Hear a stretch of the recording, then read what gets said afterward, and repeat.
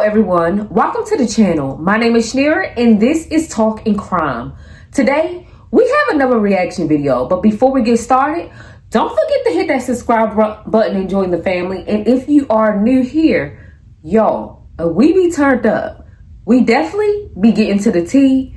You guys, if you are returning, you know we get straight into the reaction videos. Let's get started. Married in 2016 and have not seen my husband since 2017. I watched that 7-part story, so you don't have to. That's Dan, and she's telling us that she married her husband back in 2016 and she hasn't seen him since 2017. So they got together in January 2016, but at the time she was actually still with the father of her son. They actually had a child back in 2014, but then in January 2016, through a mutual friend that she's no longer friends with now, she actually ended up meeting her future husband. She named her husband Drew, so that's what we're gonna go with. Once her and Drew got together, they were inseparable. The thing that made her really attracted to him was the fact that he was stable, he was in the military, he was a provider, and he gave her a safety net that her baby daddy didn't really offer. At the time, Drew lived in the barracks, and then her and her son lived with her grandmother, just like they always had. And so the only way that she could move into the barracks was if they were married or if he had 50% custody of her child, which was impossible. So soon after they met in January, they actually ended up getting married in July 2016. At this point, she had only known Drew for about 6 months. She didn't really know him. They rushed into this relationship, and she said that various things started to become an issue.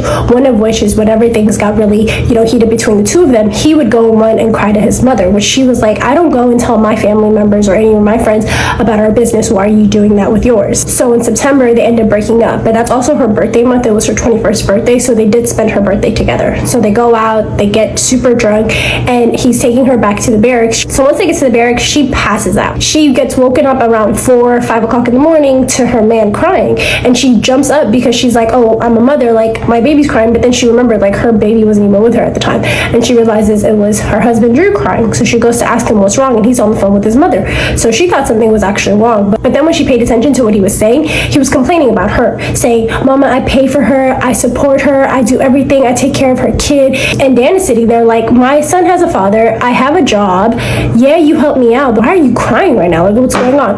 Later on, she figures out that he actually went through her phone, and when she told him like, why'd you go through my phone? He's like, you told me to respond to people, da da da. She's like, I would never tell a man to go through my phone, because not only is that my personal privacy, but I also have friends that tell me their business in my phone. I wouldn't just let you go through my phone. But what he saw was her still communicating with her baby daddy in a very like affectionate way, and he was just obviously distraught by that. And she admitted like, yeah, I had feelings for my baby daddy still, even though he wasn't really necessarily a good man, I still have feelings for him. Dan goes on to explain that her and her husband have 2 different types of styles. She's very dominant and he's very submissive, and she felt like one of us had to be the man in this situation, and she often felt like she had to take that role on. So that night she wakes up to him tapping her and showing her a MacBook with a video on it. What she tells us happened was when she was cheating on her husband with her baby daddy actually recorded it, and he was switching phones. He was going from an Android to an iPhone, and so he told her, hey, I'm about to send you this video, and then when I get my new phone, just send it back to me.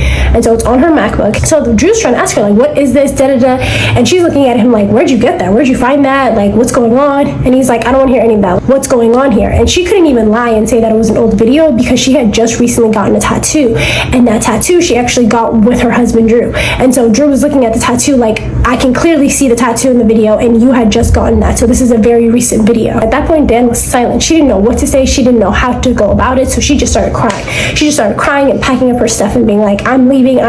But before she could leave, Drew was like, I want to see your phone, I want to go through your phone. And she's telling him like, absolutely not, you're not going through my phone. Now they're wrestling in the closet for her to like put her code in, because her thumbprint button wasn't working on her iPhone at that time. And so he's trying to struggle with her to try to get her to put the code in, and she's laying on top of her phone in the closet, not allowing him to see her phone. So when she moves out, Drew's actually more upset about her moving out than he is about her cheating. And so even though this whole thing happened, she's still going over there multiple times a week. So one day Drew hit her up and was like, hey, can I borrow this specific amount of money? But she was at work at the time, and she couldn't leave her job to go give him cash. So she was like, yeah, I can let you, borrow that money, just come pick up my card and then use it, right? He's like, all right, bet. Shortly after that, she goes to pay her bills with her card, and the card is declined. And when she goes and checks, he spent over what he had asked to borrow. So obviously she confronts him about it and goes off. The next morning, he was supposed to come and pick her up so she could be at work at 6 o'clock in the morning. And I guess he was so pissed off, he was like, no, I'm not gonna come and get her. And so she's calling him. She said she called him over 50 times and he did not show up. She ended up being late to work that day. Him taking advantage of her funds and then not showing up to pick her up the next day was her final draw.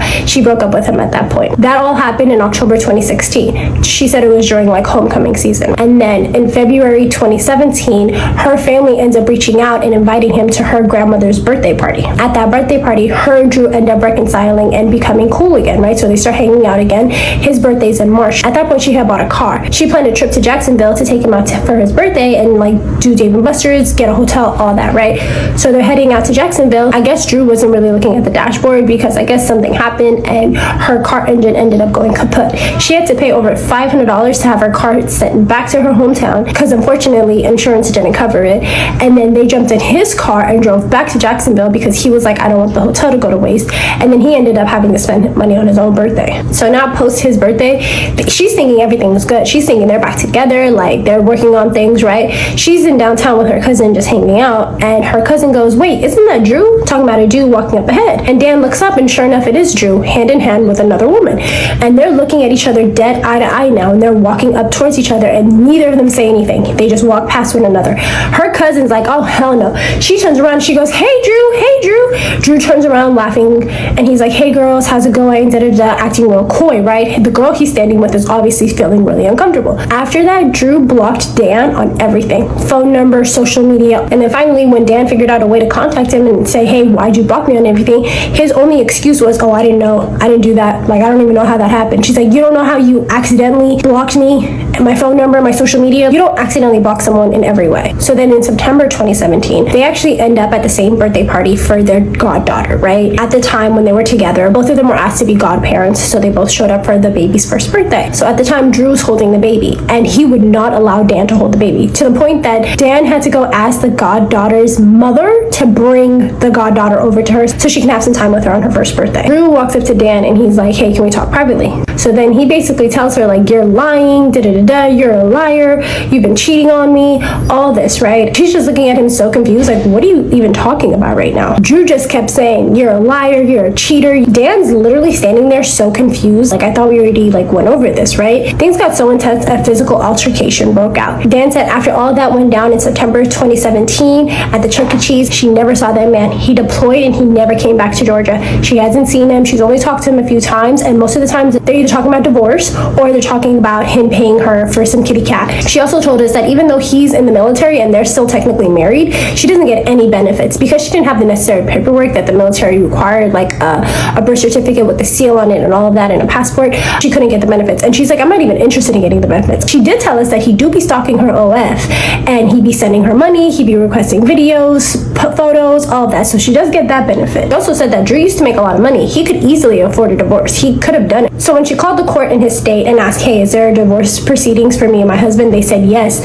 However, because her husband never told her what the court date was, she never showed up, and strangely enough, he never showed up. Had he showed up, they could have been divorced already. He could have done the whole thing by himself. And so she's like, I don't think it's that he can't afford it. I think he just doesn't want to divorce me. She said since 2022, she can count on her hand how many times she's spoken to him. Every time he does call, it's usually asking and soliciting some kitty cat. It's not talking about divorce. I'm so sorry if I sound really stuffed and I look a little wild. I have COVID right now, but I felt good enough to make a video for you guys. So I appreciate you guys as always. You guys tagged me in this, so I wanted to make sure I got it out to you guys. I hope you have a beautiful day. Bye. To be still married is wild. You caught this girl cheating with her child's father and then get mad because she moved out? Are you crazy? At this point, I'm starting to think that you intentionally wanted to stay married to reap the benefits even though she can't. You know, getting married, you'll get more money. So basically, you're not getting a divorce. Like, you're hesitating to get the divorce. You filed paperwork in the court. She didn't show up. And you didn't either. So it's just given that you trying to get the benefits from the military without her getting the benefits of being married. If that's the case, divorce her. Find somebody that really loves you. First of all, y'all rushed into this whole thing. 6 months after meeting each other and stuff, y'all instantly get married. That's how I knew that it was for the military benefits. Like, I mean, yeah. Because 6 months and then you marry him, not even over your baby daddy, and still communicating with him, basically cheating. And then after y'all supposed to have worked it out, you catch him downtown now with another woman, considering that y'all still married. So both of y'all was like doing a little craziness. Like the thought of tussling in a closet so you won't have to open up your phone, you leaving, you marry him after 6 months, he married you after 6 months. Like the whole relationship was shams. Like it was going to bound to drizzle and crash at the accident. Because like y'all was all over the place. This is just too much. Like y'all need to sit down, be adults, and divorce each other. And I don't get it. Like the military ain't like giving you the married benefits of being a military wife. Like, but then you have to go to court just to get a divorce. Like the military confused me. Like, because if you have to go to court to get the divorce, why the military is not recognizing that you and him are married? Very skeptical, very iffy. I feel like he is reaping the benefits of being married to you, and you just don't know how to get in contact with the right people to tell you whether you're able to get those benefits or not. I'm sorry, not sorry. I feel like both of y'all married each other just for the military benefits that could benefit the both of you. Not because y'all loved each other, not because y'all really wanted to be together. And you probably married this man out of spite to your baby daddy. Period. And you was not cheating on your baby daddy with your husband. No, you was cheating on your husband with your baby daddy. Technically, you was cheating on the both of them. I don't know. I just think this is a scam. I think both of y'all got married after 6 months because of the military benefits. I'm just saying. I don't know. Maybe I'm exaggerating. Maybe like y'all did care about each other. But at this point, this story tells me it was only for the military benefits. Not because you loved him, not because you wanted to be with him, not because you cared, but for the military benefits. You guys, drop that in the comment section what you think about this story. Don't forget to like, join the family by subscribing. If you watched all the way through and haven't subscribed, what you waiting for? And if you're returning, I appreciate you. You guys, have a blessed day. Peace.